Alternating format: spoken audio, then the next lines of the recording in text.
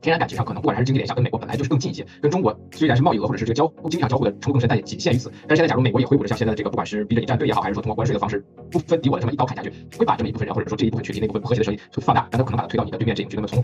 政治的角度来讲，这未必是一个明智的选择。所以像现在这个情况，可能已经不再是像之前的那样一极多边的情况，现在可能反而就是两极。那么底下面这个群体，因为他所处的位置不一样，甚至做出不同的选择。就比方说现在像日本可能比较谨慎，对吧？因为中日关系相对，不管是人民间之间的感情，还是说这个经济比较复杂。一句话两句话说不清楚，你中有我，我中有你，谁也帮不了谁，就是这么黏着我。但是呢，可能从感情来讲比较复杂，所以说在做这些选择上，日本可能相对来讲更难一些。所以他呢保持的非常谨慎的态度，中国也递出了橄榄枝，双方都得认可彼此，就对对方都是非常重要的，不可喜欢不喜欢他都是在那里。那么像其他的像东南亚这些国家呢，其实就真的是怎么讲，是这个战争可能说的严酷点就是战争或者对抗的牺牲品，在他们来讲没有太多选择的空间，只能作为被动的承受。他一方面地缘决定了他是不可能去做高举反华大去做什么太多事情，但是美国这边的此时此刻的压力给大家，比如像光伏产品压力3000%，关税这基本上就是把这个砍掉了。而他做这个目的，其实对于美国来讲也并非是要制裁你这些小国家，甚至在美国看这些小国家利益根本不值一提，我根本不在考虑范围之内，我是用这个方式围堵你中国的光伏产业，让你通过这个吸产地或者是曲线救国的方式继续发展起来。那么在这个动作的过程中，谁先打架，老百姓遭殃。所以说这些小国可能从某种程度上讲，只是作为牺牲品而已。